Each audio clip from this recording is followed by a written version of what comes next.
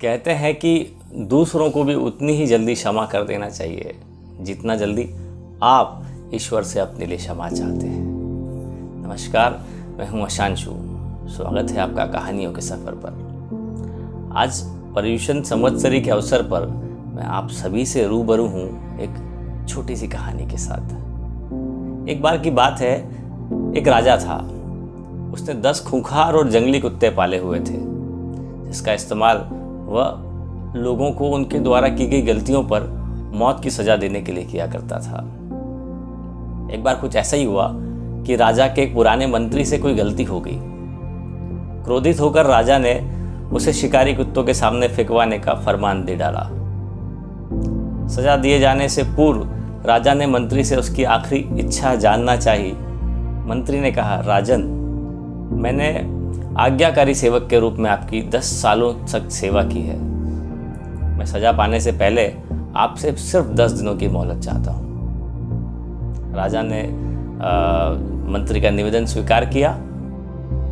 10 दिनों के बाद राजा के सैनिक मंत्री को पकड़ कर लाते हैं और राजा का इशारा पाते ही उसे खूंखार कुत्तों के सामने फेंकवा देते हैं। परंतु यह क्या, कुत्ते मंत्री पर टूट पड़ने की बजाय अपनी पूंछ हिला हिला कर मंत्री के ऊपर कूदने लगते हैं और प्यार से उसके पैर चाटने लगते हैं। राजा आश्चर्य से यह सब देखता रह रहा था और मन ही मन सोच रहा था कि आखिर इन खूंखार कुत्तों को हो क्या गया, वे क्यों इस तरह का व्यवहार कर रहे हैं। आखिरकार राजा से रहा नहीं गया, उसने मंत्री से पूछ लिया कि ये क्या हो रहा है, ये कुत्ते तुम्हें काटने के बजाय तुम्हारे साथ खेल क्यों रहे। राजन, मैंने आपसे जो 10 दिनों की मोहलत ली थी, मैंने उसका एक एक क्षण इन बेजुबानों की सेवा करने में लगा दिया। मैं रोज़ इन कुत्तों की देखभाल करता था, इन्हें नहलाता था, खाना खिलाता था और हर तरीके से इनका ध्यान रखता था।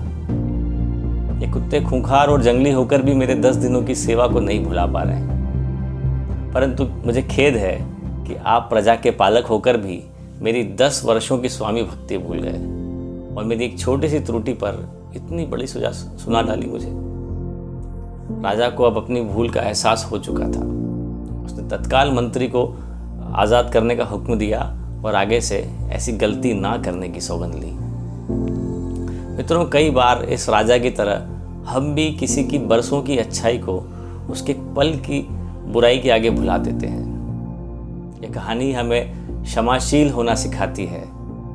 ये हमें सबक देती है कि हम किसी की 1000 अच्छाइयों को उसकी एक बुराई के सामने छोटा ना होने दें। अहिंसा के अग्रदूत भगवान महावीर स्वामी का संदेश, जियो और जीने दो की प्रासंगिकता आज भी उतनी ही है जितनी उस दौर में हुआ करती थी। परमाणु युग में हथियारों की वैश्विक होड़ की तरह सामाजिक स्तर पर बड़ी भौतिक स्पर्धा ने जीवन को जटिल बना डाला है। ऐसे जद्दोजहद वाले वक्त में जिंदगी को सरल और सरस बनाने के लिए एक ही सूत्र है, क्षमा। जैनत्व का यह प्राण तत्व वास्तव में मानव जीवन को सरल, सहज और तनाव रहित बनाने का ब्रह्मास्त्र है। इसलिए क्षमा को वीरों का आभूषण भी कहा गया है।